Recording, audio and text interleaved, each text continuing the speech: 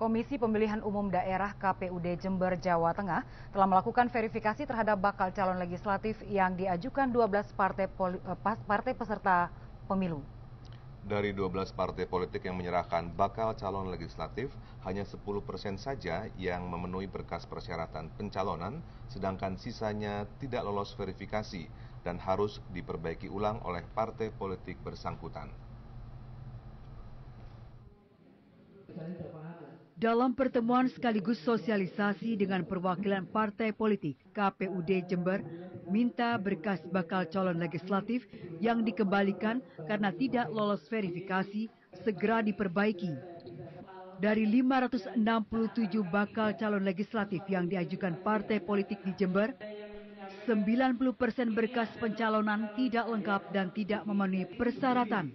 Di antaranya tidak ada surat legalisir ijazah, surat keterangan sehat hingga tidak ada fas foto fisik maupun soft file. KPU sendiri hanya memberikan kesempatan perbaikan bakal calon legislatif 1 kali hingga 23 Mei mendatang. Jika batas waktu yang ditentukan tidak ada perbaikan, bakal calon legislatif yang diajukan tidak dimasukkan pada daftar calon tetap. Sebenarnya dari verifikasi itu memang mayoritas partai itu belum melengkapi berkas bacaleknya, sehingga masih cukup banyak berkas bacalek yang kita nyatakan tidak memenuhi syarat. KPUD Jember baru akan menyusun dan menetapkan daftar calon tetap DCT peserta pemilu legislatif pemilu 2014 dari tanggal 9 hingga 22 Agustus mendatang. Dari Kabupaten Jember, Sunarto melaporkan.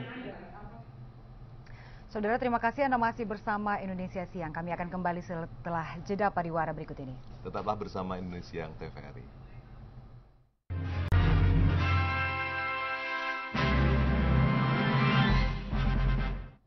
Anda kembali bersama Indonesia Siang. Saudara, Kementerian Pendidikan dan Kebudayaan akan membuka pendaftaran seleksi bersama masuk perguruan tinggi negeri atau SBMPTN mulai tanggal 13 Mei dan ditutup pada 7 Juni 2013. Saudara, SBMPTN dibuka untuk memfasilitasi siswa yang tidak lolos SBMPTN tahun lalu atau tahun ini, serta mahasiswa yang berencana untuk pindah kampus. Seleksi bersama masuk perguruan tinggi negeri yang akan dilaksanakan serentak di 62 PTN seluruh Indonesia diperuntukkan bagi siswa SMA, SMK, MA yang lulus tahun 2013, 2012, dan 2011. Peserta ujian tertulis SBMPTN dapat memilih 3 program studi dengan 3 kelompok ujian yang disediakan.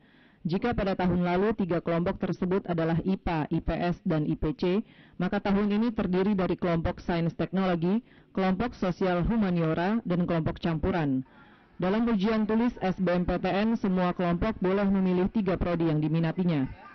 Peserta yang akan mengikuti SBMPTN dikenai biaya berdasarkan kelompok ujian yang dipilihnya. Calon mahasiswa yang memilih kelompok sains teknologi atau kelompok sosial humaniora harus membayar Rp175.000. Sementara untuk kelompok campuran dikenai biaya sebesar Rp200.000. Estimasi jumlah pendaftar SBMPTN seluruh Indonesia pada tahun ini berkisar antara 600.000 hingga 650.000 peserta. Sementara kuota PTN hanya sekitar 90.000 kursi. Kongres Wanita Indonesia KOWANI senantiasa berperan aktif dalam mewujudkan pengembangan dan peningkatan kemajuan perempuan Indonesia di setiap sektor.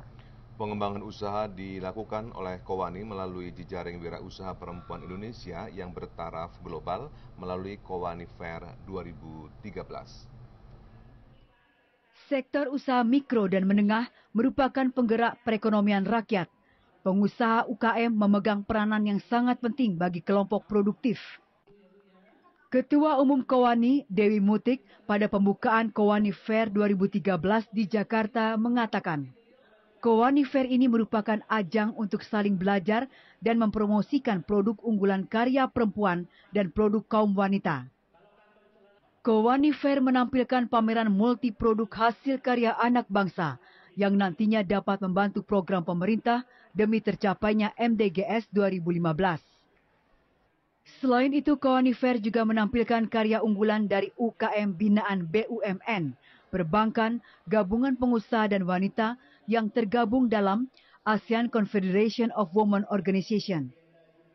Inilah taktik dari kaum wanita untuk meningkatkan kemampuan kaum wanita di bidang promosi perdagangan industri setiap saat waktu dapat dipasarkan secara internasional.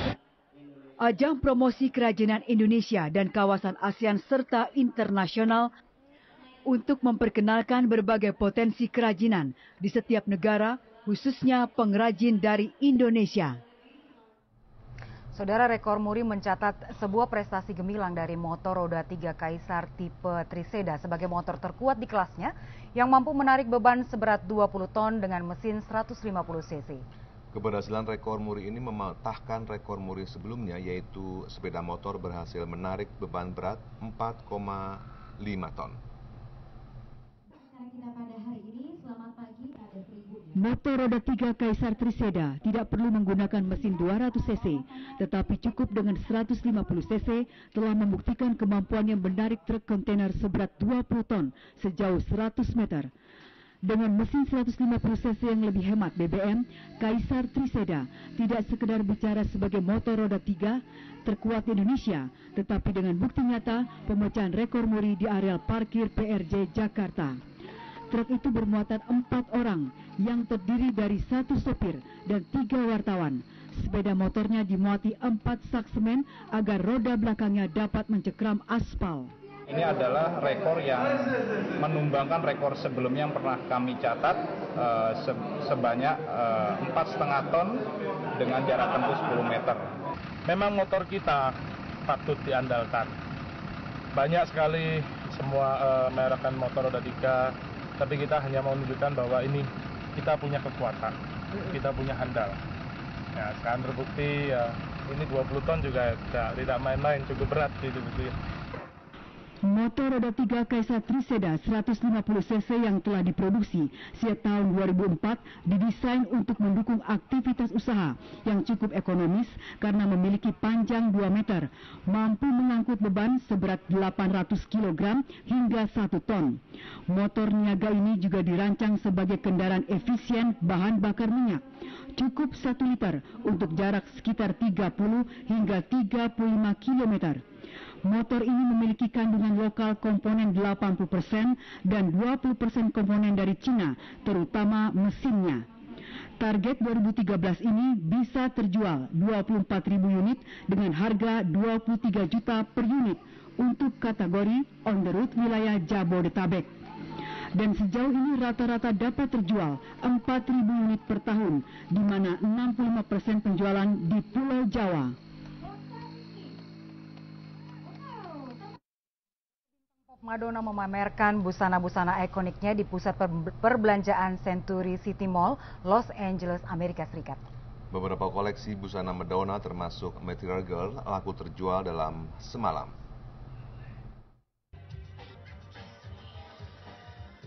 Para penggemar bintang musik pop Madonna sangat ingin menyaksikan pameran unik yang memajang berbagai busana ikonik sang diva Amerika itu.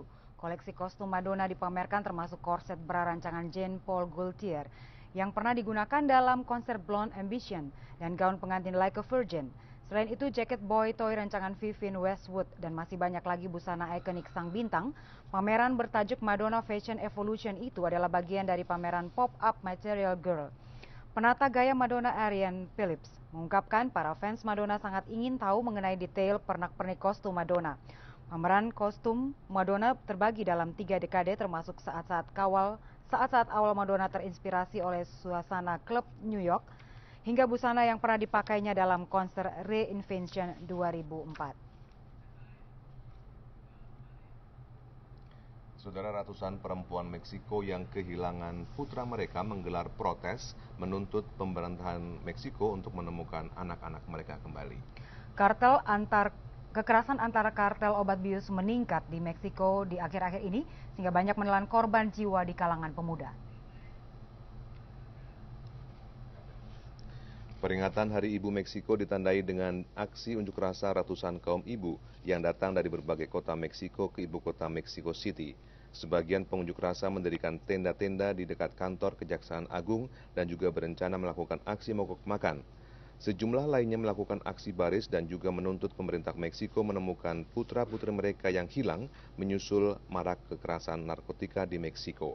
Sehari sebelumnya terjadi serangan di kantor gubernur negara bagian Coahuila, Meksiko saat kantor gubernur Coahuila tengah mempersiapkan acara Hari Ibu di kota Saltillo. Pihak kepolisian telah menangkap tersangka pelaku yang memiliki identitas Jose Maria Segura Gutierrez. Di awal tahun pemerintahan Meksiko menyatakan lebih dari 26.000 orang melaporkan kehilangan anak mereka yang terjadi semasa pemerintahan Presiden Felipe Calderón.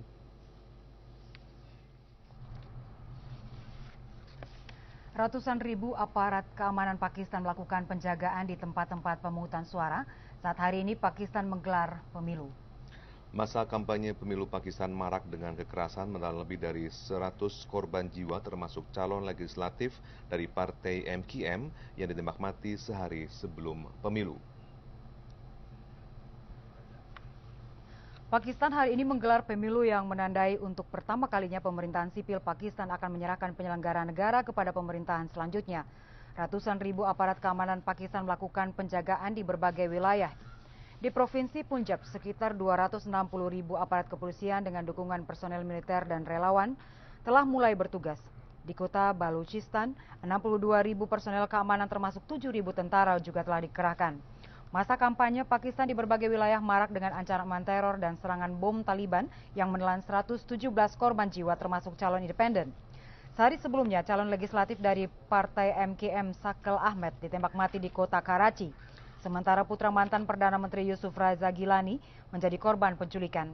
Namun demikian, rakyat Pakistan antusias untuk memberikan hak suaranya, meski masih harus menghadapi ancaman kekerasan.